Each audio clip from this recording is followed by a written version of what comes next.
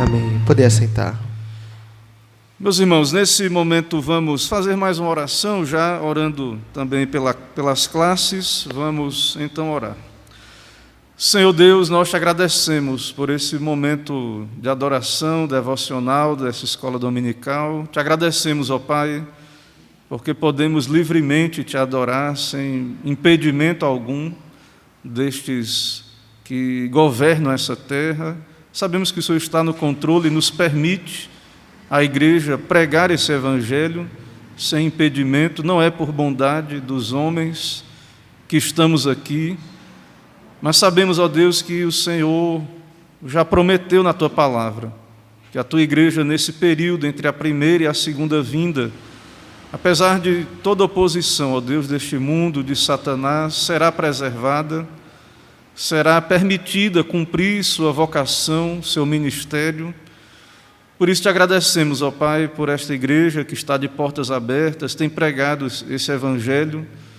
Abençoa, ó Pai, também abençoa esse trabalho de escola dominical. Pedimos que se abençoe cada professor, que o Senhor use nas lições, na instrução, ilumina, capacita cada um para cumprir o propósito para o qual o Senhor determinou nesta manhã, e desperta o teu povo, ó Pai, para te buscar o culto neste dia especialmente, mas também usar todo o dia, aproveitando as oportunidades, e usar todo este dia, ó Deus, para o Senhor.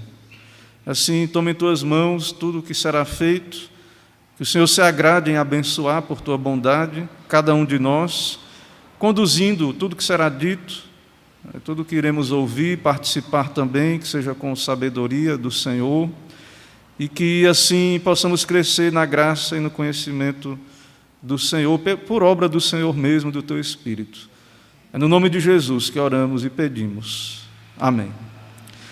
Irmãos, então nós vamos, se tiver classe, então podemos cada um seguir nossos professores, e nós vamos dar sequência aqui ao nosso estudo em Apocalipse, ok? Meus irmãos, então, mais uma vez, bom dia, graça e paz de Cristo seja com todos nós. Vamos abrir a palavra do Senhor no livro do Apocalipse, capítulo 12, a partir do verso 7 até o verso 17, que é o final do capítulo. Estou usando um material didático aqui para a nossa classe. Já citei, mas quero renovar aqui a citação, que é o material de William Hendrickson, Mais que Vencedores, e também um livro os dois da nossa editora, Mais que Vencedores, de William Hendrickson, e também, eu não tenho ele aqui físico, eu tenho digital, e também o material do G. Cabil, que é O Brado de Vitória, um breve comentário do livro de Apocalipse. Eles concordam, pelo que já vi aqui, preparei, eles concordam na interpretação, têm uma visão amilenista, embora eu não estou aqui para tratar das visões escatológicas. Nós vamos caminhar no texto e ver essa interpretação, que eu entendo muito boa, bíblica, coerente com a nossa teologia reformada, e que traz muito conforto para nós essa posição aqui dos irmãos, e que eu entendo que não é tão difícil para nós percebermos também o que é colocado aqui, é bem claro e útil para nós como igreja. Então vamos ler Apocalipse 12, verso 7 até o verso 17. Diz assim a palavra do nosso Deus: Houve peleja no céu, Miguel e os seus anjos pelejaram contra o dragão, também pelejaram o dragão e seus anjos.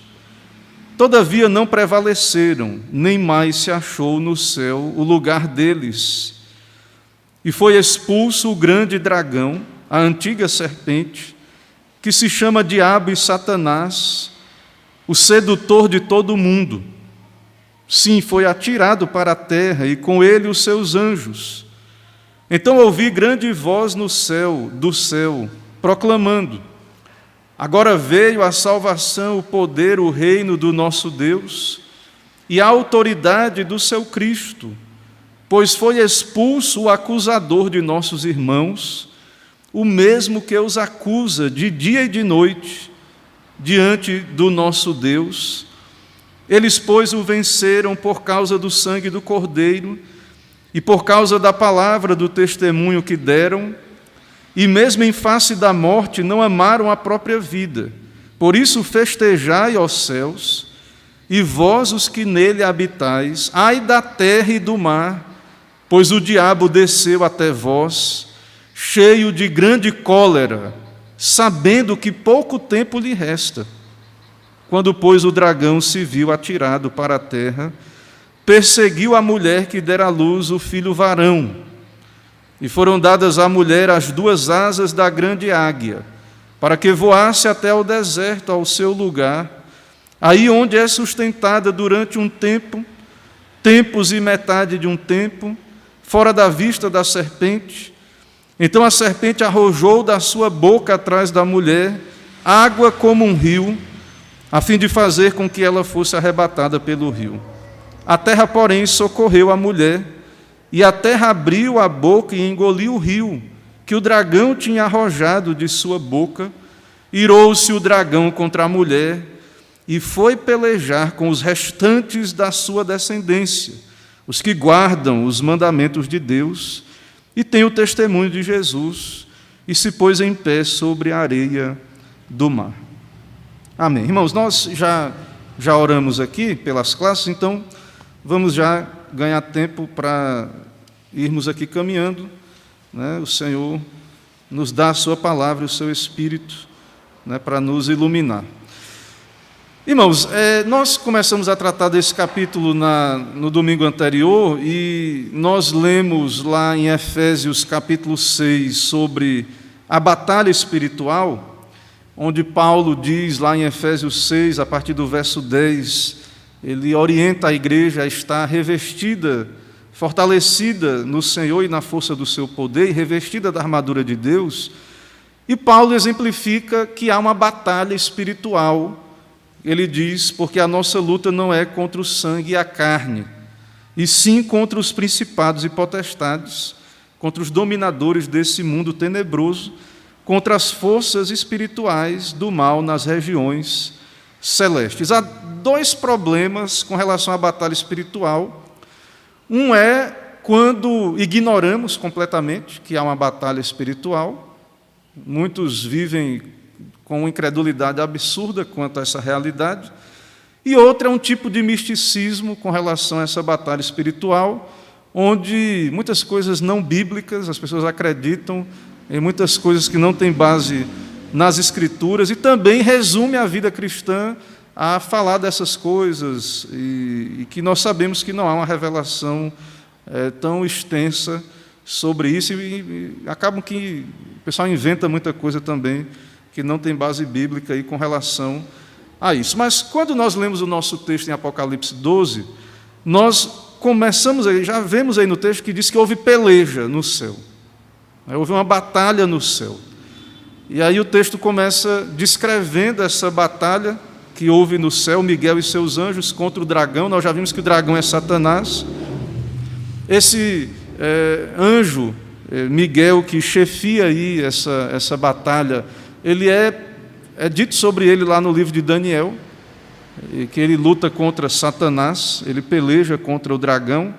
Então, na verdade, lá em Daniel diz contra os reinos da Pérsia e etc. E aí fica claro que está falando de Satanás, porque aqui Apocalipse 12 esclarece isso. E o texto diz, todavia não prevaleceram, nem mais se achou lugar no lugar deles, e foi expulso o grande dragão. Então, irmãos, quando nós olhamos assim, tanto Efésios 6, quanto nós olhamos aqui para Apocalipse 12, com a nossa mente alimentada, nossa mente alimentada por uma era audiovisual, onde nós somos acostumados a ver aí produções cinematográficas e também representações de várias maneiras, e a nossa mente se enche de uma visão de anjos lutando no céu, exércitos de anjos ali, lutando contra outros anjos, que na verdade são demônios ou anjos caídos, e uma cena cósmica, assim, de uma grande batalha se desenrola aí na nossa mente. Porém, eu quero alertar os irmãos, e nós vamos ver aqui, no nosso estudo nessa manhã, que não se esqueça que Apocalipse é um livro que trata de visões. A ideia, então, é transmitir uma mensagem, uma visão, uma revelação. E não estou dizendo que não há um sentido em que isso aconteceu, mas temos que ter cuidado, que a nossa mente acaba viajando muito por conta desses conceitos de batalha espiritual que tem aí. E o centro da ideia, sim, há uma batalha que é Cristo venceu na cruz, e o que está acontecendo no céu é a contraparte dessa batalha de Cristo na cruz, que ele venceu e derrotou o Satanás, e há uma repercussão dessa vitória de Cristo na cruz no céu. A ideia é essa. Então, embora Deus reine eternamente, Cristo é Rei eterno, assim como Deus o Pai, Deus o Espírito Santo, mas no plano eterno, no pacto eterno, o Pai determinou enviar o seu Filho a essa terra para salvar pecadores e para estabelecer um reino eterno de justiça. E o resumo dessa história, nós já vimos no começo do capítulo, no verso 5, quando ele diz: nasceu-lhe, pois, um filho varão, que há de reger todas as nações com cetro de ferro, e o seu filho foi arrebatado para Deus até o seu trono. Então, aí está compactado, aí, nesse versículo 5, toda a história das Escrituras, do plano de Deus, no caso, de salvação, de enviar o Filho, o nascimento de Cristo, nasceu um filho varão, que é o Rei dos Reis, que há de reger as nações com cetro de ferro, mas já vai logo para o fim, o Filho foi arrebatado para Deus até ao seu trono. Os irmãos lembram quando Jesus veio? Ele veio pregando: arrependei-vos, porque está próximo o reino dos céus. O reino de Deus já existe eternamente, mas há um sentido formal em que o reino veio, ele foi inaugurado, né, ali o seu início na vinda do Senhor. Na cruz ele venceu, suportou o inferno em nosso lugar, venceu a morte, também envergonhou os principados e potestades, venceu Satanás ali, e ele foi assunto ao céu, e ele está sentado à destra de Deus.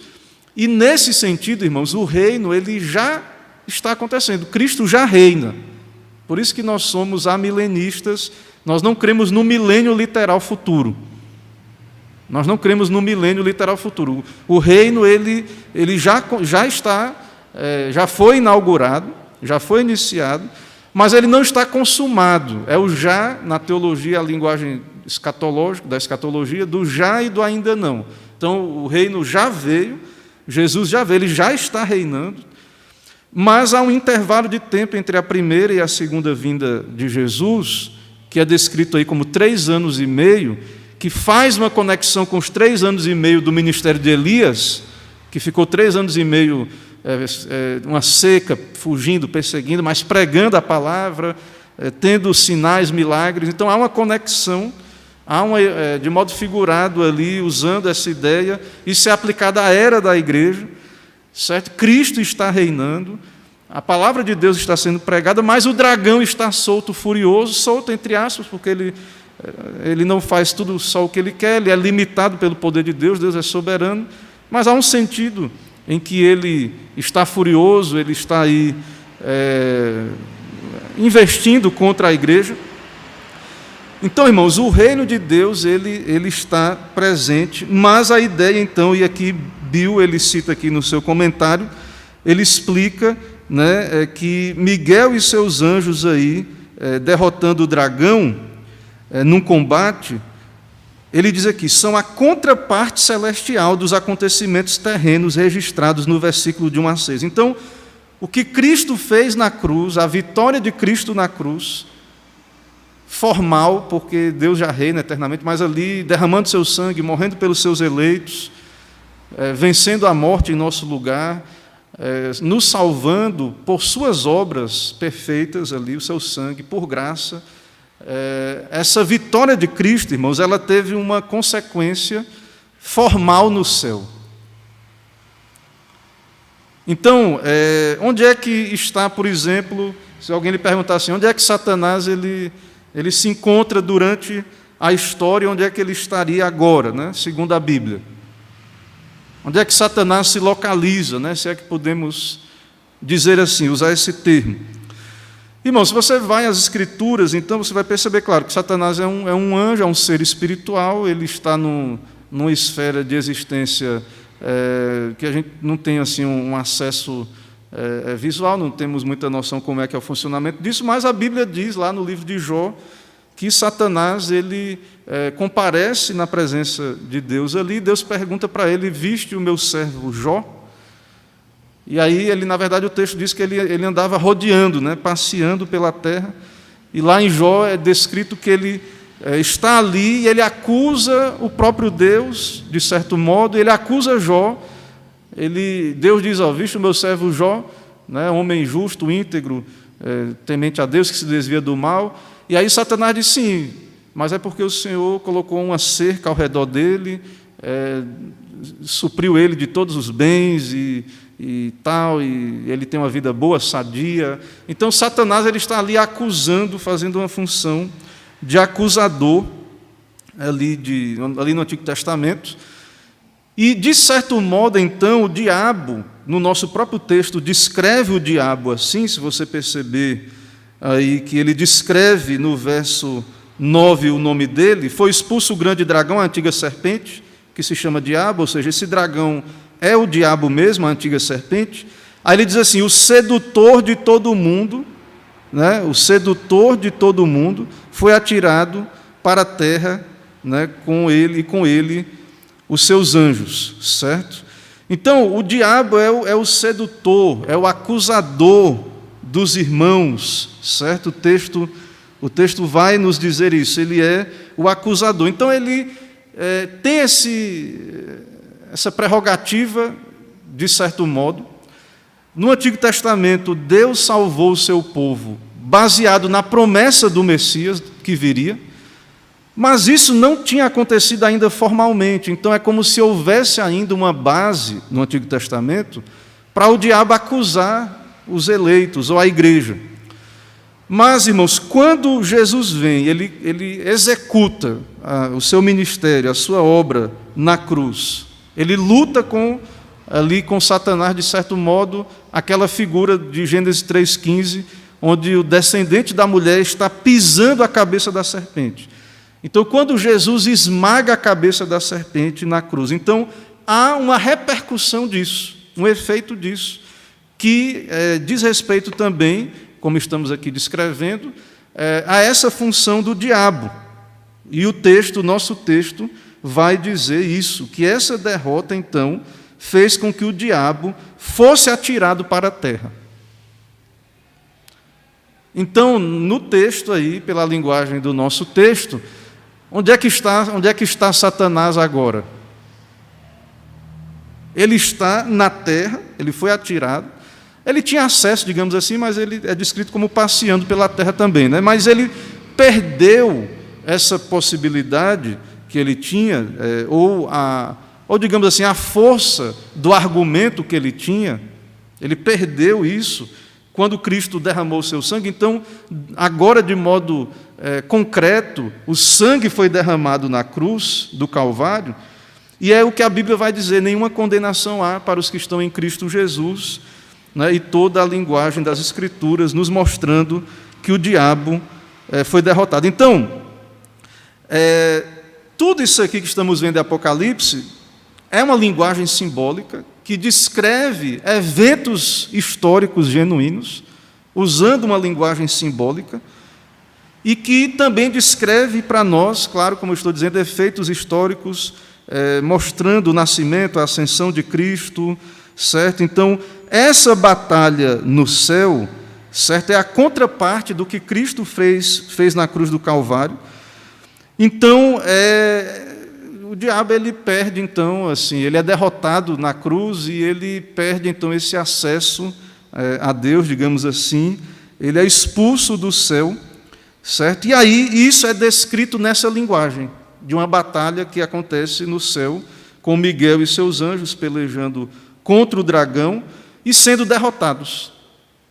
Então, Satanás foi derrotado, ele foi vencido, ele perde o seu posto ali, a possibilidade que ele tinha, ou um argumento, ou a base que ele tinha para acusar os crentes ali. Então, Deus perdoou os crentes por meio de Cristo, mas isso foi executado na cruz, a vitória foi executada ali. Então, o grande golpe é dado, né, em Satanás, e o golpe final na volta de Cristo.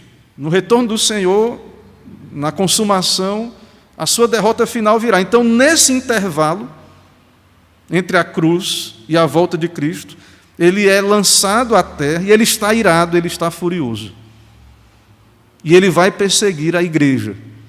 E a igreja vai ser preservada, como temos dito. Então, foi expulso o dragão, a antiga serpente, que se chama Diabo, o sedutor de todo mundo.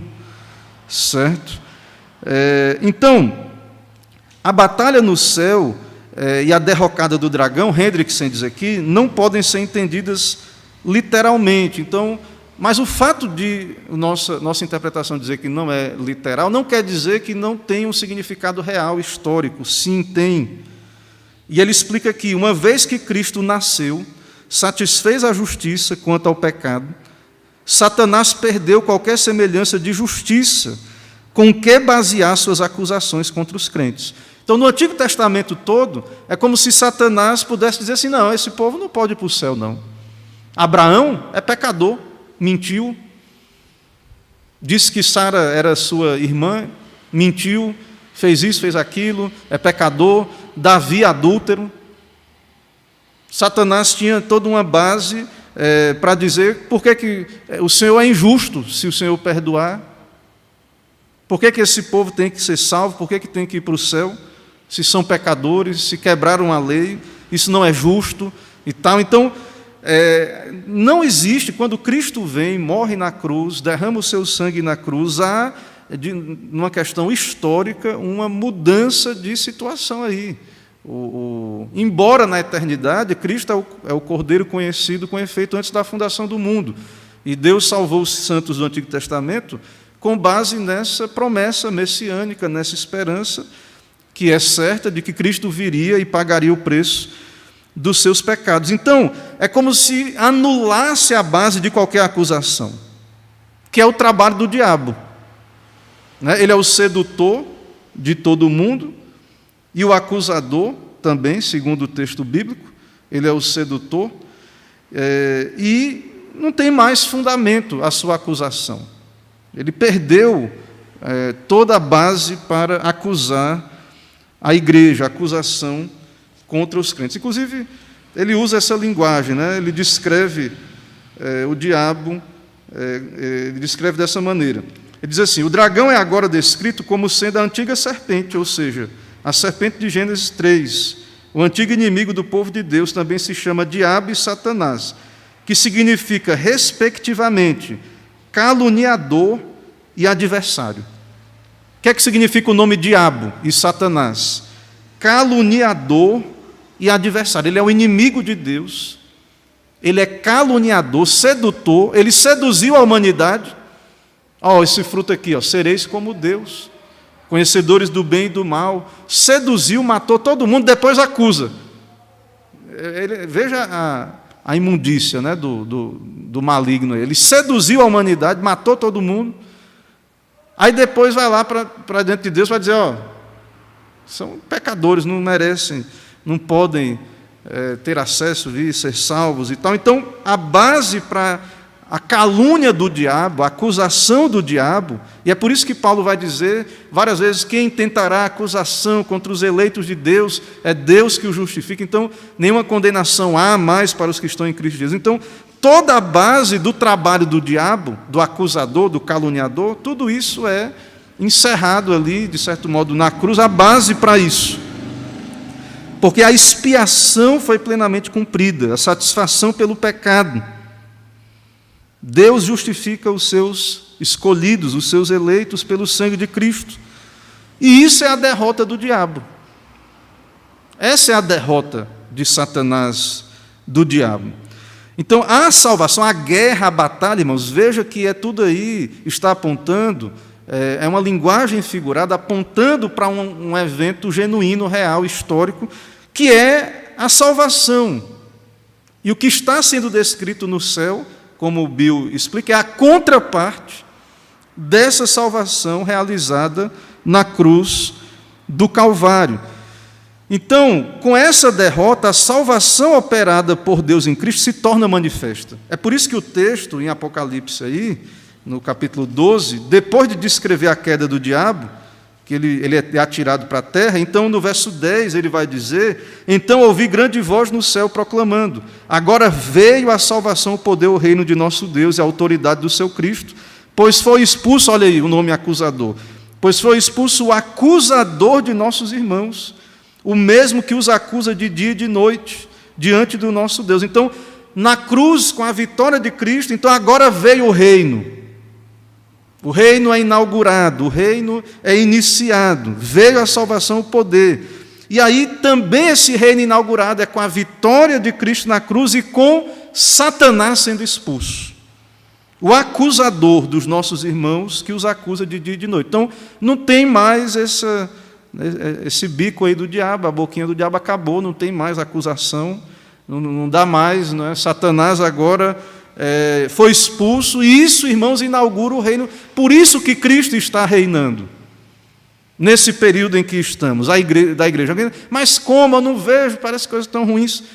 Olhe pelos olhos espirituais, através das Escrituras. Mas eu vejo as coisas piorando? Sim, é porque Satanás foi jogado para a terra, ele está irado, ele persegue a igreja, e aí às vezes você olha e vê que nem lá na época de Elias, só tem 7.000, e nem Elias via esses 7.000. Elias achou que ele era o último, ele achou que isso acabou, só tem eu vou morrer agora, estou velho aqui, já estou cansado, vou morrer e pronto, acabou. E ele foi se isolar lá na montanha para pedir a morte. E aí Deus tratou com eles: não, tem 7.000. Ou seja, é um número, 7, né? Número de perfeição. Os eleitos tinham 7.000 mesmo ali, literalmente, mas apontando para o fato que Deus tem os seus, né? Os seus eleitos. Então, entenda isso, meu irmão. Cristo está reinando, Satanás está derrotado. Parece que não, tal, parece que não, porque ele está furioso. Ele está furioso, porque o tempo. E ele está furioso por quê? Porque, primeiro, que ele não pode mais, não tem base mais, como ele diz aí, acusar os crentes, os eleitos, certo? E porque o tempo é curto. Nós é que, muitas vezes, lidamos de modo muito mal, né, com o nosso tempo. A maioria de nós aqui, uma boa parte, né, eu sei que tem os jovens aqui, adolescentes, jovens, boa parte já passou o cabo da boa esperança, né? Já está na meia-idade. O tempo está curto, né? Está acabando o tempo. Viu? Satanás sabe muito bem disso, só que ele sabe, no caso do tempo da história da humanidade, tempo da volta de Cristo, da sua derrota final, que é certa, é uma questão de tempo.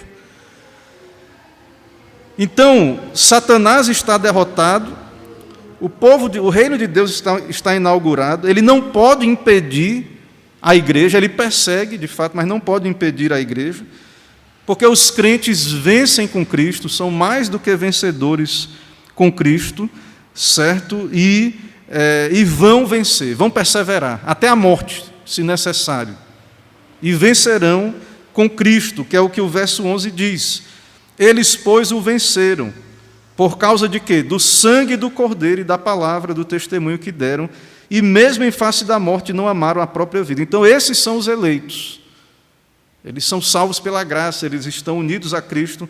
Por que são salvos? Por causa do sangue do Cordeiro e do testemunho que deram. Então, o crente, ele está unido a Cristo, ele é mais do que vencedor. Por isso, festejai aos céus. Então, se regozije, alegre-se nisso. Em meio aos sofrimentos, perseguições, situações aí do mundo, a igreja é perseguida, as tragédias, né, todas as pragas do Apocalipse, que são cumprimento até das sombras das pragas do Egito. Então, nesses últimos dias, nós sabemos pelas Escrituras que vão acontecer muitas tragédias e tal, e a igreja passará por dificuldades, sim, perseguição do próprio Satanás, mas isso aí, irmãos, é um movimento de um derrotado, É um movimento de um derrotado que está furioso porque acabou para ele já. Ele está estribuchando, né? Com a linguagem que a gente usa assim. Ele está estribuchando. Ele está apenas ali usando o tempo que resta para levar o máximo que puder, mas não pode. Deus tem os seus eleitos. Mas, no verso 12, quando ele diz festejai aos céus, agora eu vejo que ele diz da terra. Ai da terra e do mar, pois o diabo desceu até vós. Então Satanás está onde, né? Como eu perguntei antes, né? Ai da terra e do mar, pois o diabo desceu até vós. E ele veio como? Cheio de grande cólera, sabendo que pouco tempo lhe resta. Então o crente, cada um de nós que temos a Bíblia na mão, a revelação de Deus, não devemos ignorar isso. O que parece assim que o mundo, o mal está vencendo, ele parece, Cristo está reinando, mas é porque ele está irado. Isso aí que parece assim, que está vindo com força, parece que a igreja, aí parece assim que é o lado vencedor, porque demonstra mais força. Quem olha aí vai a igreja fraquinha ali, Elias, os 7.000 escondidos, a igreja sendo perseguida, aí assim, parece assim que acabou para a igreja. Mas não, irmãos, isso é a evidência de um derrotado. Quando você vê assim, vindo com força para cima, é a evidência de um derrotado, que já está derrotado, mas que o Satanás está irado, indignado. O tempo dele é curto, acabou praticamente. Então não desanime, não desista da sua fé, persevere, confie, se regozije na vitória, tenha conforto, suporte a provação, digamos assim, fique firme, confie em Deus, Ele está lhe guardando, protegendo, né, nesse sentido. No tempo dele, Ele vai nos resgatar finalmente, vai nos levar para o estado eterno. Mas, irmãos, tudo isso aqui nos traz um conforto e nos lembra que faz parte. É por isso que Deus não nos tira logo da terra. Não é? Porque o diabo está derrotado e tal. O texto aqui está nos dizendo que vai acontecer essas coisas. Já está aqui sendo declarado que será assim. Então, por causa da derrota, Satanás se enche de ira, porque ele sabe que tem pouco tempo. Essa, a sua segunda derrota, afinal, sobrepuja a anterior. Então, assim, ele teve uma derrota na cruz, e vai vir uma segunda derrota na volta de Cristo, que é muito maior na conclusão da história. Então nós, irmãos, já temos motivo para celebrar, para nos alegrar. Todo dia do Senhor, quando você celebra o nascimento, a morte, a ressurreição de Cristo, quando pregamos Cristo, morto na cruz, ressurreto, isso é a nossa vitória. É o sangue que foi derramado na cruz do Calvário. E isso é o que o diabo odeia. Essa pregação, esse evangelho da verdade, é isso que Satanás não quer que seja pregado, é isso que o diabo odeia, porque essa é a derrota dele.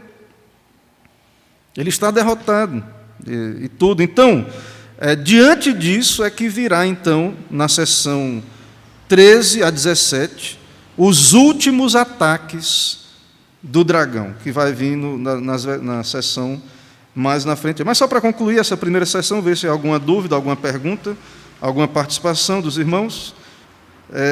Então, eu não vou detalhar muito aqui, mas assim, se os irmãos tiverem dúvida sobre essa questão que está sendo descrita aqui, dessa questão do diabo e tal, realmente esse material aqui ele é bem esclarecedor, esse livro aqui. Ele vai fazer todas as alusões ao Antigo Testamento, lá ao livro de Daniel. Ele vai explicar que os príncipes da Pérsia e da Grécia contra quem Miguel peleja, de acordo com Daniel 10:20, são agora revelados como sendo Satanás e os seus demônios, certo? Então, toda essa batalha que está sendo descrita, então, está descrevendo essa vitória de Cristo sobre o diabo.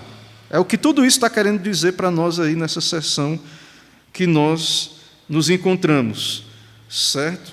Então, o papel do diabo de difamador, o papel de diabo de sedutor, foi golpeado na cruz do Calvário. Foi golpeado. O diabo perdeu sua posição privilegiada de acusação. anteriormente concedida a ele por Deus como um privilégio temporário. Certo? Então o diabo perdeu. Então a expulsão do diabo do céu, certo, inaugura o profetizado reino messiânico. Tanto a vitória de Cristo na cruz, quanto a expulsão do diabo, inaugura o reino. O reino já veio, mas ainda virá. Já veio, Cristo já está reinando. Por isso que é dito aí, agora a salvação, o poder, o reino do nosso Deus e a autoridade do seu Cristo. Agora veio, veja aí no verso 10, agora veio a salvação, o poder, o reino. Veio. Foi expulso o acusador de nossos irmãos. Satanás foi excomungado do céu. Foi excomungado do céu. Ele caiu, certo? Assim como ele derrubou, né, a humanidade, lá no começo, agora ele cai, certo? Ele cai. Assim como ele derrubou, na verdade, teve uma queda antes da queda do homem, né? Satanás, ele derrubou 1/3 dos anjos lá. A Bíblia não descreve com detalhes como aconteceu isso, mas agora há uma nova situação em que ele cai, certo? E aí ele diz, a obra de Satanás sempre foi acusar os santos. E por essas passagens pode-se concluir que o diabo teve a permissão de Deus para acusar o seu povo de pecado. Então é como a interpretação aqui é que o que foi que perdeu, né? Qual foi a mudança? É como se Satanás, Deus permitisse, né, essa acusação, mas agora ele não tem base para as suas acusações, ele foi expulso. Jesus profetizou que quando ele fosse levantado, o príncipe desse mundo seria expulso.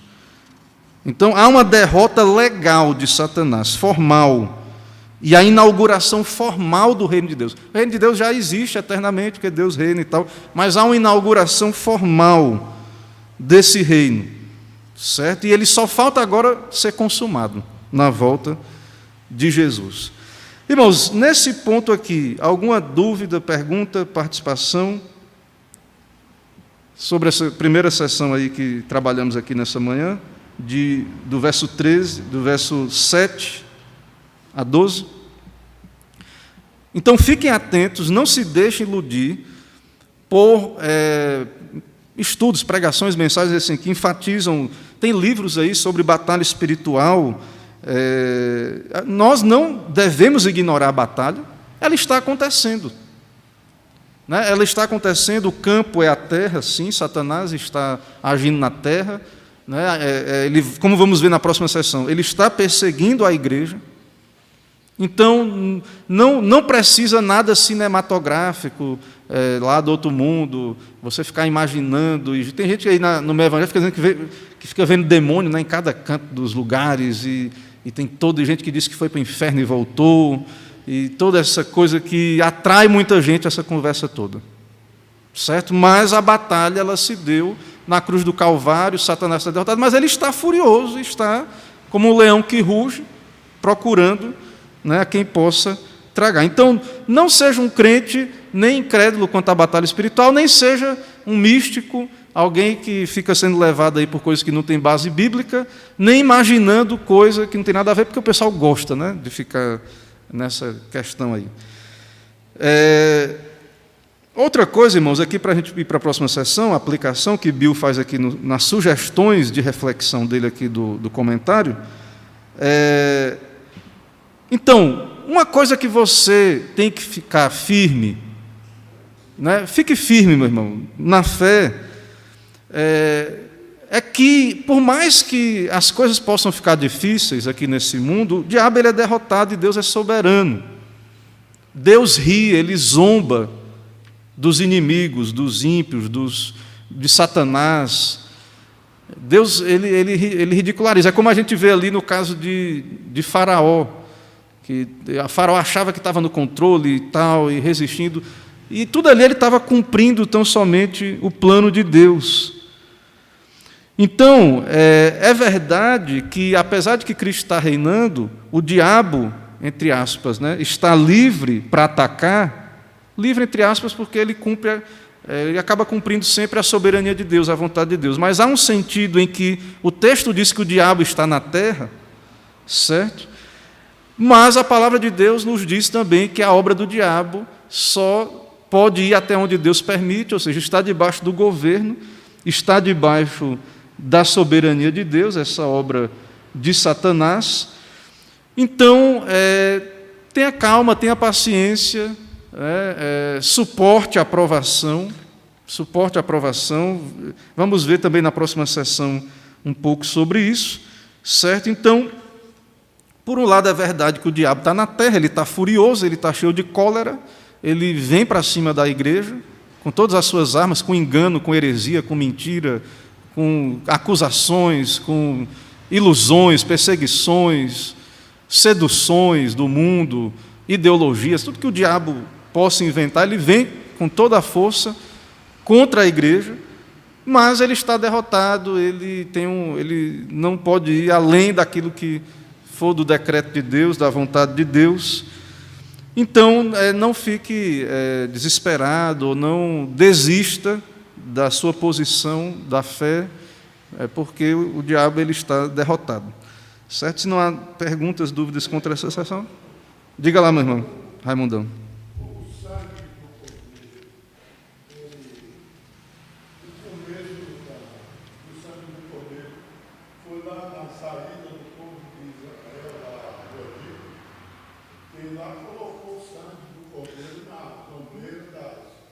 Sim, simbolicamente, né? Ali era cerimonialmente, ali apontava para o Cordeiro que viria. O Cordeiro de Deus, João Batista diz, olhando para Cristo, encarnado, o Deus homem. Este é o Cordeiro de Deus, que tira o pecado do mundo.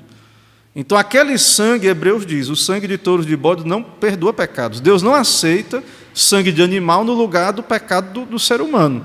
Tinha que ser um homem perfeito, mas também tinha que ser Deus e homem, para poder esse sangue perfeito e puro, que é o sangue do mediador, do Messias, do ungido, que lavaria os nossos pecados. Então, aquele culto ele foi revelado, ele tinha uma importância, ele era uma pregação de Cristo. Então, os verdadeiros eleitos ali no Antigo Testamento, através daquele culto e da Páscoa, do sangue, o Espírito Santo revelou a eles creram em Cristo. Era o que era dito desde Gênesis 3,15. O descendente da mulher pisará a cabeça da serpente. Então, assim, havia conteúdo ali, pregação, evangelho, através desse culto, do sangue, da Páscoa, de várias coisas, e suficiente para o Espírito Santo fazer com que esses crentes crescem no Messias que viriam, e aí eles foram perdoados pelo sangue desse Cordeiro, mas isso ainda não tinha acontecido efetivamente na história, entende? Então, assim, houve uma aplicação ali, mas era algo que ainda era necessário que Cristo viesse e derramasse literalmente, historicamente, o seu sangue.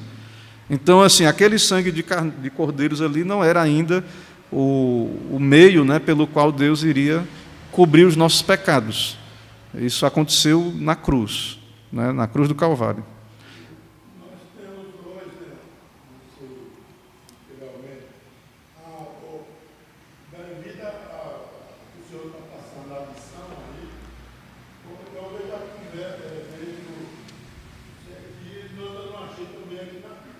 Sim. E dizer que o mundo já é do maligno e ele é que está dominando. Acho que é João, né? Carta de João. Na carta de João. E lá tem no livro de Cidade de Gênesis a mistura do povo de Deus com os anjos caídos. Daquele povo grande, bonito. Então o povo de Deus se animou àquele povo e foi um desastre na terra, essa mistura entre eles, né?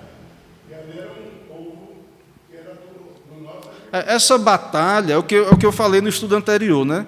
Essa batalha, ela não começa aqui, ou na cruz, essa inimizade, essa batalha está lá, desde que o Satanás caiu, e depois, na queda da humanidade, essa batalha, essa guerra, ela está sendo travada.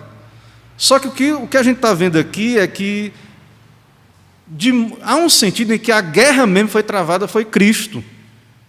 Na história de Davi ali, nós somos o povo de Israel com medo. Cristo Davi é um tipo de Cristo. Cristo na cruz, ele foi aquele que lutou com o diabo sozinho. É isso que a gente tem que entender. Porque o pessoal coloca a batalha espiritual como se fosse...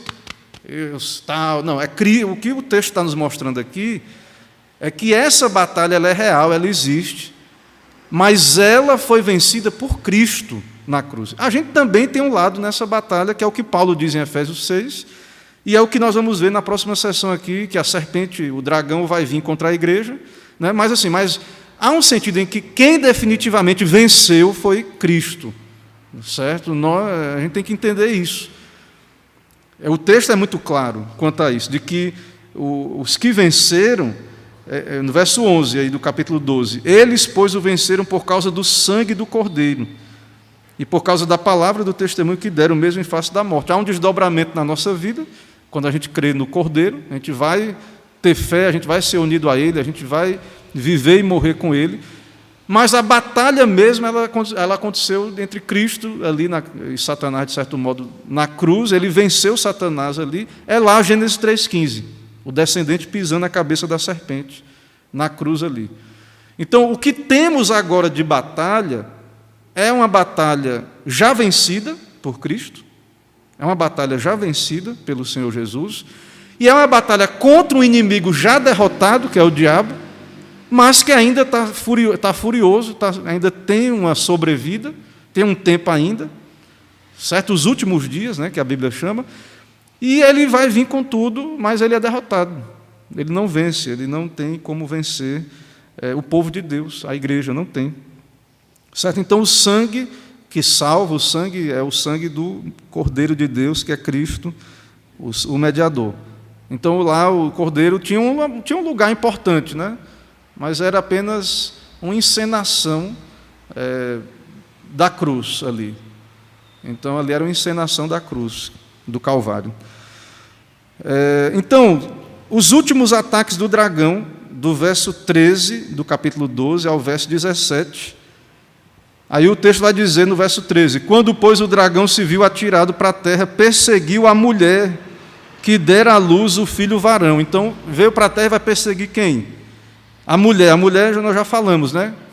Na mensagem anterior, que a mulher é a igreja, que dá a luz ao filho varão, que é Cristo. Então, Satanás, ele odeia e ele persegue a igreja, certo? Então, agora aí, ele cai, é uma nova fase de guerra e de perseguição. Então, houve uma guerra, uma inimizade, uma perseguição no Antigo Testamento. Cristo nasceu, veio, viveu, morreu, ressuscitou. O diabo, por consequência, foi expulso do céu, ele é atirado para a terra e agora ele persegue a igreja do Novo Testamento, certo? Na ira contra Cristo, ele persegue a igreja. E aí o que acontece com a igreja no verso 14? Foram dadas à mulher 2 asas da grande águia, para que voasse até o deserto, ao seu lugar, aí onde é sustentada durante um tempo, tempos e metade de um tempo, fora da vista da serpente. Então a igreja ela é preservada. É dada 2 asas da grande águia para a igreja e ela vai para o deserto. E essa ideia dos 3 anos e meio, tempo, quando ele diz aí, né? Tempo, metade de um tempo, tempos e metade de um tempo, que vai ser descrito como 3 anos e meio, 1260 dias, no final, no versículo 6, perdão. Irmãos, toda essa linguagem aí, ela aponta, ela faz alusão àquele período de 3 anos e meio de Elias, e esse período, então, é um tipo desses últimos dias. Então, o que está sendo descrito aqui, Satanás caindo, o reino inaugurado, ele furioso, ele perseguindo a mulher sendo preservada. Isso é o que está acontecendo na era da igreja, entre a primeira vinda de Jesus e a sua segunda vinda. Então, isso está acontecendo agora, isso aconteceu no primeiro século, no segundo, no terceiro, na reforma, está acontecendo exatamente agora, certo? O que é que está acontecendo, pastor? O que você está dizendo que está acontecendo? O diabo está furioso, ele está querendo destruir a igreja, derrotar, e Deus está preservando a igreja. Aí, na linguagem figurada, ele dá 2 asas da grande águia, e a mulher é levada para o deserto, onde é sustentada. Deus não sustentou a igreja lá do Êxodo, o povo de Deus lá no deserto, com maná? Deus não levou o povo para o deserto e não deu água da pedra, não deu maná, codornizes. Então, o povo de Deus é sustentado por um tempo, 2 tempos e metade de um tempo, que é 1260 dias, do verso 6, que já falamos, e ali ela permanece, entre aspas, fora da vista da serpente, que na linguagem então que estamos explicando, é que o diabo ele não consegue destruir a igreja. As portas do inferno não prevalecerão contra a igreja, mas não quer dizer que ele desista. O fato do diabo não conseguir destruir a igreja não quer dizer que ele não tente muito. E às vezes, aos nossos olhos, nessa batalha da igreja contra Satanás, parece até assim que ele venceu. Parece, que é o que acontece lá na época de Elias. Então o dragão, como ele não pôde destruir o filho, né, o filho de Deus, o varão, que tem o cetro na mão, o cetro de ferro, o filho varão, ele vai perseguir quem? A mulher. E no verso 15 ele diz: então a serpente arrojou de sua boca atrás da mulher água como um rio, a fim de fazer com que ela fosse arrebatada pelo rio. Criou ali um mini dilúvio, né, digamos assim, um enchente, um rio para tragar a mulher e tal. A terra, porém, socorreu a mulher, verso 16, a preservação de Deus. E a terra abriu sua boca e engoliu o rio que o dragão tinha arrojado. Aí no 17, irou-se o dragão contra a mulher e foi pelejar com os restantes da sua descendência, os que guardam os mandamentos de Deus. Quem é o restante da descendência? Quem são esses eleitos? Aí ele explica: os que guardam os mandamentos de Deus e têm o testemunho de Jesus, e se pôs em pé sobre a areia do mar. Então, que figura é essa aí? Satanás está derrotado, né? Cristo derrotou, ele não vence Cristo. Isso é exemplificado a sua contraparte no céu, Miguel e seus anjos vencendo o diabo e seus anjos. E ele, furioso agora, ele vai atacar e perseguir a igreja de Deus. E o Senhor protege o seu povo. Então aqui, irmão, tem muito conforto para nós. Não duvide disso, a igreja existe na terra, está sendo preservada por um milagre de Deus. É uma obra de Deus. Nós temos que viver pela fé nesse sentido. Satanás está furioso contra nós, perseguindo, mas ele não consegue, ele não tem poder, porque o texto está dizendo. Então não se desespere, certo? Você crente, a pessoa às vezes está lá no mundo, ou um outro contexto que não tem o verdadeiro evangelho, aí ele vem para uma igreja que tem o evangelho, aí ele começa a ver um monte de confusão, de problema, e muita gente fica preocupada, se afasta, desiste. Muita gente fica em confusão. Isso é o reino de Deus? Isso é assim? Veja o que o texto está dizendo, veja o que toda a Bíblia está dizendo, do conflito entre o descendente da mulher, a descendência da serpente. Veja o que está sendo dito agora aqui, que o dragão está vindo, mas a igreja está sendo preservada. Isso está acontecendo agora, irmãos. A igreja, nós estamos aqui de portas abertas, tem gente crente ainda. Não acho que é porque a gente é bom, melhor do que quem está lá fora, os secularistas, os humanistas, os que odeiam a Bíblia, os que são ateus ou outros grupos sectários que são contra. Não acho que é porque a gente é crente no Evangelho da Graça, porque a gente é melhor. Não, a gente é por bondade de Deus, Deus nos salvou, nos elegeu, e não acabou ainda porque está na mão de Deus, porque Deus não quer. E pelo texto, possivelmente, em muitos momentos da história da igreja, é da vontade de Deus que as coisas sejam assim. E que a salvação vai acontecendo em meio a contextos assim. É o caso lá dos 3 anos e meio de Elias. Deus tinha os seus eleitos, tinha a sua igreja, em meio à seca, em meio ao paganismo. Então, Deus podia ter tirado Elias, mandado para outro lugar, ou feito qualquer coisa, mas Ele queria ali, que fosse ali. Que o ministério, é o caso que a gente fica se perguntando, né? Eu tenho dito na pregação, mas por que Deus mandou Moisés 10 vezes falar com o faraó, né? E tal. Então, assim, Deus é soberano, irmãos. Então, a igreja está sendo preservada, Satanás está irado, certo? E Deus vai sustentar a sua igreja. Deus vai levantar maneiras de sustentar a sua igreja. Se nós não queremos, certo? Se nós individualmente... Não se preocupe, Deus vai sustentar a sua igreja. Deus tem maneiras, meios.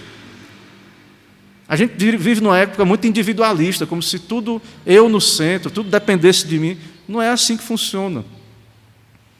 Você servindo a Deus como os santos, os apóstolos, vai ser bênção, Deus vai ser glorificado. Mas não se preocupe, que se você vê pessoas que não estão querendo, ou você mesmo não quiser, não se preocupe, que Deus vai abrir mesmo. Deus mandou corvos alimentar Elias.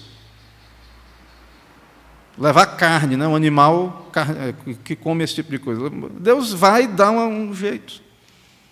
Ele não precisa de nós nesse sentido, mas é um privilégio nosso servir. Então, a igreja ela é sustentada, ela está no deserto, que não é geográfico, como eu já argumentei. A igreja ela é sustentada, ela está, entre aspas, aí, fora da vista da serpente. O que é que isso significa? Quer dizer que o diabo não está agindo? Não, o que ele está querendo dizer com isso, na linguagem aí de Apocalipse, é que está longe dos ataques mais diretos e mortais de Satanás. O diabo não pode destruí-lo. Então o diabo ataca, mas ele não consegue dar um golpe final na igreja. Ele não consegue destruir a igreja, assim, dar aquele golpe final. Não consegue. Isso é que significa estar no deserto, ter as asas da grande águia. Então a igreja vai sair livramento para a igreja de algum lugar. A igreja verdadeira. É como você vê na história de Esté. Entendeu? Que diz, Esté, se você não quiser fazer nada, ok, mas Deus vai, você sabe disso. Deus vai levantar um livramento. Deus vai preservar a sua igreja, de alguma parte. Então, não se desespere, não fique preocupado com as situações, de conflitos que você observa. Não se preocupe, porque nós estamos no milênio já. Cristo está reinando, nós não somos no milênio literal futuro. O milênio é esse tempo entre a primeira vinda de Jesus e a sua segunda vinda. Jesus está reinando, a igreja é preservada, não será destruída, a verdadeira igreja. Agora, para ver o que é que a gente entende com ser preservado e sustentado, né? Para ver que muitos querem ser sustentados com muita riqueza, Deus não prometeu isso. Mas Ele promete nos sustentar, certo? Nos guardar, nos proteger. O Satanás, a igreja foi para as catacumbas, viveu. A igreja, Deus preserva a sua igreja de um jeito ou de outro, certo? Então, nesse período que nós entendemos que é o milênio, os 3 anos e meio, os 1.260 dias, os 42 meses, esse período que nós entendemos que é o milênio, por isso, uma boa parte, né, não vou dizer que são todos, os presbiterianos são amilenistas, mas também temos irmãos pós-milenistas, que eu não vou discutir isso aqui hoje, porque não é o tema do nosso propósito aqui, mas uma grande parte nossa é amilenista, ou seja, crê que o milênio está acontecendo, não há um milênio literal futuro. E nesse milênio, então, Satanás abre a sua bocarra, veja aí, no verso 15, ele arroja da sua boca atrás da mulher água como um rio, a fim de fazer com que ela fosse arrebatada pelo rio. O que é isso aí, irmãos? Esse ataque do diabo. Que ataque é esse? De Satanás. Então, como é que o diabo tem atacado a igreja? Tentando destruir a igreja. Mentiras, desilusões, falsidades, utopias, dogmas, quase científicos. Então, o diabo ele usa várias armas. O que é que alimenta a igreja aí? O que é que o texto está falando dessa igreja sustentada, alimentada? Às vezes a gente pensa só assim, lembra de Elias, né? Lembra assim, do maná ou do pão. Deus sustenta materialmente a sua igreja, mas há algo mais profundo aí. O que está sendo dito aí que a igreja é sustentada, alimentada, é que Deus vai enviar a sua palavra ao seu povo. Não vai faltar o alimento espiritual. E Satanás vai tentar, com os seus enganos, com as suas mentiras, ele vai tentar, como ele está dizendo aqui, o Hendrickson aqui, com falsidades, utopias, dogmas, com essa distração que até eu disse no domingo passado, Satanás tenta com tudo isso aí, e tem funcionado em grande medida, né?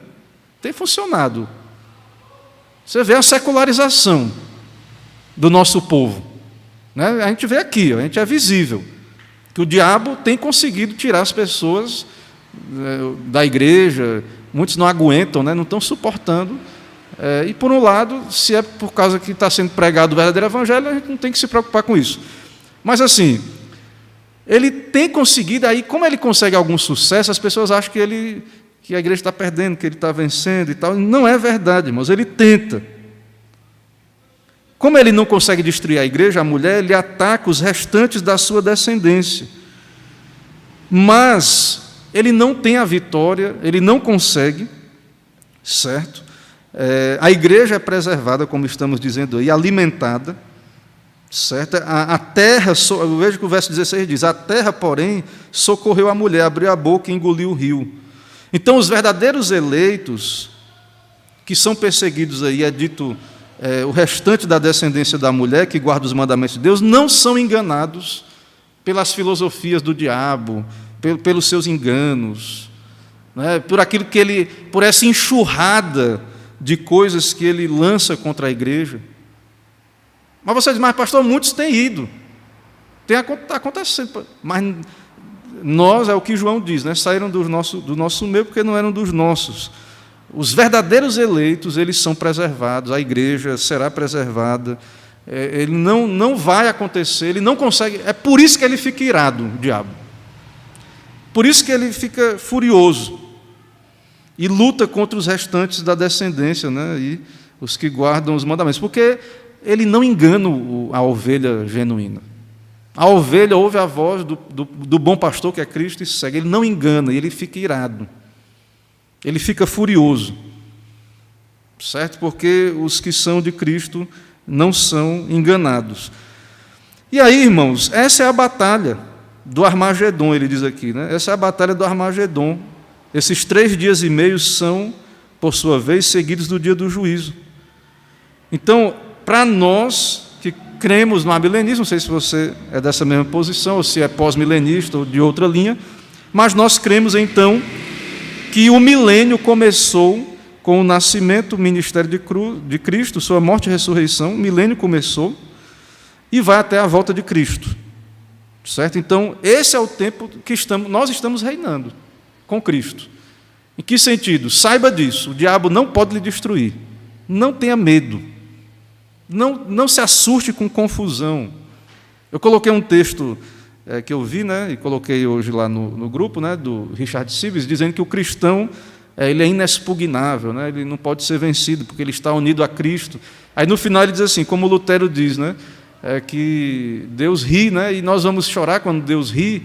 Então, assim, o diabo, eu estou lendo algumas coisas de Lutero, às vezes ele zombava, né, o diabo ele fica irado mesmo, e nós como igreja temos que, às vezes ele era bem humorado assim, escarnecia, porque ele é um derrotado, mas ele quer que nós como igreja fiquemos numa posição, né, de aparente derrota ou destruição, mas não, ele é derrotado. Então, eu não vou me delongar muito aqui sobre a questão do tempo, aí o período breve de 1.260 dias, ou 42 meses ou 1.000 anos, que para nós está acontecendo. Então, segundo as profecias, né, e aí tem conexão com Daniel, e fala desse período. Então, esse é um período, de certo modo, irmãos, é um período figurado, ele é longo, porque é entre a primeira vinda de Cristo e a sua segunda vinda. Depois, esse período é seguido por um período breve, e aí vem o juízo final. Certo? Aí vem o juízo final, a volta de Jesus. Então, você está dentro dos 3 anos e meio. Você hoje está vivendo esse período. Você está vivendo. E você tem que lembrar dos 3 anos e meio de Elias. Porque há um paralelo, uma alusão, uma ideia, uma conexão, certo? Sobre esses períodos. Então, irmãos, não se assuste com a apostasia, não se assuste com a igreja, parece assim que a verdadeira... Muita gente fica assim, não, mas essa aí é a verdadeira igreja, então muita gente não quer se identificar. É só isso aí, é isso aí o povo de Deus. E aí é levado por coisas do engano, aí, porque está sendo iludido. Certo? Então, lembre, vá às Escrituras, medite nisso, lembre lá do período de Acabe e de Elias, lembre disso. A palavra de Deus foi pregada poderosamente naquele período. Elias, como profeta, pregou, fez seus sinais, seus milagres. Né? Ao mesmo tempo, a igreja foi sustentada a pão e água, né? Foi sustentada ali com os corvos e tal. Então, lembre-se disso, a igreja ela é perseguida, mas não destruída. A palavra de Deus está exercendo influência poderosa, e o povo de Deus recebe nutrição espiritual. Então, ore, venha o teu reino. Busque a nutrição espiritual, porque ela está disponível para a igreja. Se alimente da palavra. Então, nós estamos vivendo os últimos dias, é a ideia. Há motivos, né, de alerta, porque o tempo ele é curto, é os últimos dias, tal, mas há motivo de conforto, porque, ao mesmo tempo, também um tempo de ser sustentados, guardados e preservados pelo Senhor. E o Bill, aqui, para caminhar para a conclusão, porque o tempo acabou, o Bill, ele nos lembra isso que eu falei aqui, que já temos visto desde Gênesis ao Apocalipse e esse período da igreja. Irmãos, observe que vai ter oscilações nessa batalha. Certo? Vai ter oscilações. Uma hora parece que a igreja quase está morta. Aí vem um avivamento. Lê a história da igreja, você vai ver que tem essas oscilações. Certo? Não se deixe enganar por isso. Se você está vivendo uma época de grande frieza espiritual, escassez, aparentemente, da igreja passando por um momento de grande luta e fraqueza, tenha conforto nesse texto de Apocalipse 12. Observe esse texto. Deus está no controle, Ele vai nos livrar. Se Ele não nos tirou ainda daqui, é porque Ele tem um plano, Ele quer que fiquemos aqui num lugar, não geográfico, eu estou dizendo, num lugar ou outro, Ele quer que estejamos no mundo, mas quando cumprir o seu plano, Ele voltará, Jesus voltará, ou Ele nos tirará, mas entenda que nós já estamos numa guerra vencida, Cristo já venceu. E aí, por último, ele diz sobre a importância da alimentação espiritual. Então, essa alimentação aí, embora também Deus sustenta a gente materialmente, mas essa alimentação aí que é descrita aí da igreja, segundo os comentaristas aqui, eu acho interessante e concordo, o que é que significa ser alimentado por Deus? Como encontramos alimentação em tempos de provação? Aí ele cita passagens Apocalipse 1:3, 3:8, 22:7, e é baseado nesses textos paralelos. Ele não responde aqui com muita... Ele sugere a resposta, né? Fica tipo uma pergunta retórica. Mas ele está dizendo aqui que essa alimentação é espiritual, é a pregação, é a Bíblia, a leitura bíblica. Então, a igreja verdadeira vai ser nutrida, não vai ficar desnutrida. A igreja verdadeira de Cristo, certo, vai ser nutrida por Cristo, que é a videira, e nós estamos ligados a Ele. Então, não é razoável que a igreja esteja despreparada e desnutrida ou malnutrida. Não é razoável, porque e se você vê a igreja sendo nutrida, é a palavra de Deus se cumprindo, é graça dele, é porque Deus é soberano, porque Ele está guardando, sustentando sua igreja. Certo? Então, nós não devemos nos contentar com a desnutrição espiritual, porque não é isso que é profetizado sobre a igreja em Apocalipse. Então, vá a Cristo, meu irmão, coma, se alimente, o banquete está pronto, a palavra, a pregação, vá, esteja bem nutrido espiritualmente, porque Deus prometeu aí, o texto é claro, que a igreja ela será nutrida. Agora, ao mesmo tempo, deserto, né, o dragão aí querendo tragar a igreja, também não ignoramos essas coisas. Irmãos, eu encerro aqui. Se tiver alguma participação, dúvidas, perguntas, os irmãos, fiquem à vontade. Eu espero que seja interessante, né, essa maneira que estamos trabalhando, se realmente está sendo interessante para os irmãos, eu creio que é bom essa maneira de caminharmos no texto, né? Então, leiam, acompanhem, pesquisem, né? Tem Bíblias de estudo, outras fontes, e aí nós vamos caminhando, trabalhando, conversando sobre essa mensagem de Apocalipse. Diga, meu irmão.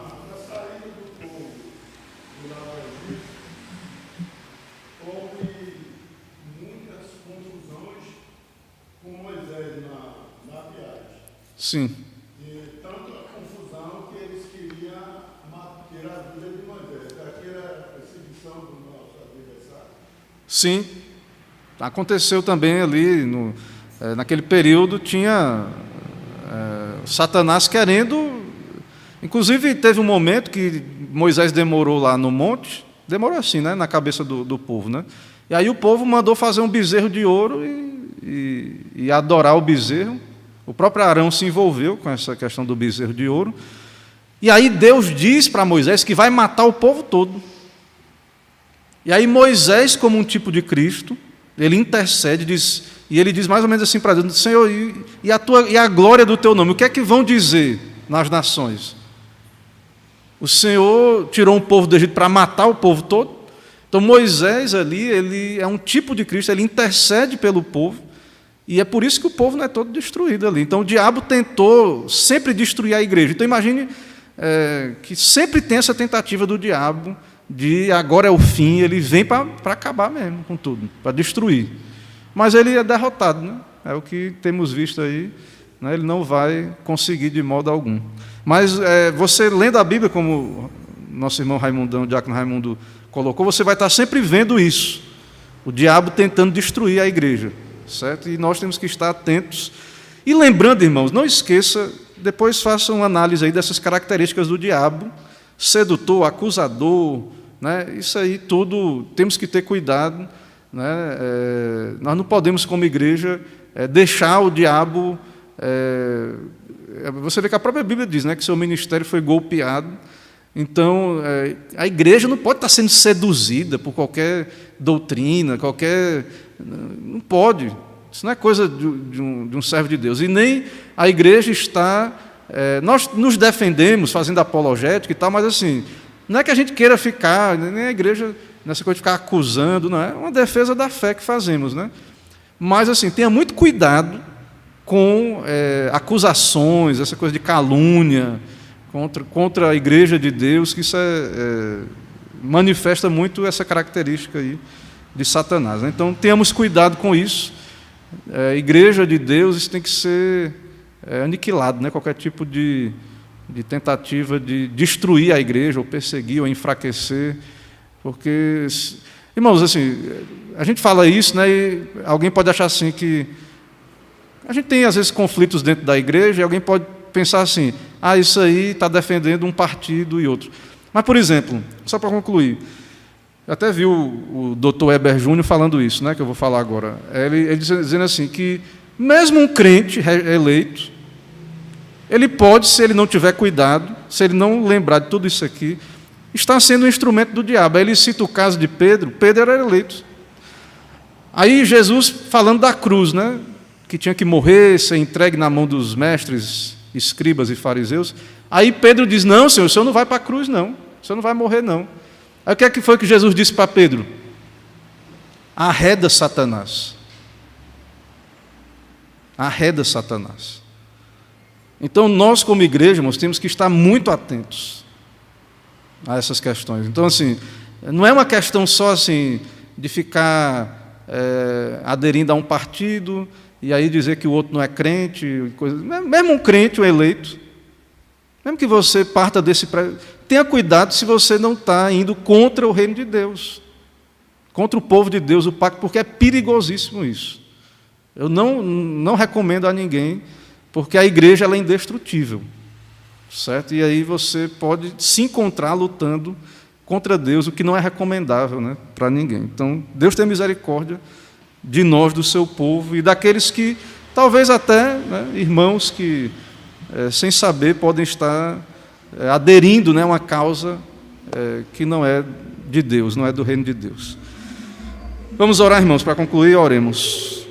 Senhor, nós te louvamos por mais um dia do Senhor e tamanha graça, ó Deus, de podermos abrir a Tua palavra e meditar nela, considerar nessas doutrinas, nesta mensagem, ó Deus, nessa interpretação. Sabemos que não é infalível, mas tão boa, ó Deus, que nos traz conforto, nos ilumina se de fato tudo isso que foi colocado, ó Deus, é de acordo com a Tua verdade. Que seja o Senhor mesmo a nos ensinar, nos esclarecer, a aplicar na nossa vida estas questões. E guarda a Tua igreja, ó Deus, de todo o mal, protege, como o Senhor prometeu, alimenta a Tua igreja, vem o Teu reino, dá vitória ao Teu reino, levanta o Teu povo, os Teus eleitos, os ministros, os fiéis, e que nada possa impedir, ó Deus, o progresso da Tua igreja e do Teu povo. Tem misericórdia dos que estão em dúvida, daqueles que têm oscilado, e que o Senhor trate com cada um e protege a Tua igreja dos que realmente não Te servem. Guarda o Teu povo, ó Pai. Nos dá um dia todo abençoado, nos leva, nos traz em paz à noite. É o que oramos e Te pedimos em nome de Jesus. Amém. Irmãos, vamos em paz, um excelente dia do Senhor. Às 18 horas estaremos novamente aqui com a graça de Deus. Amém.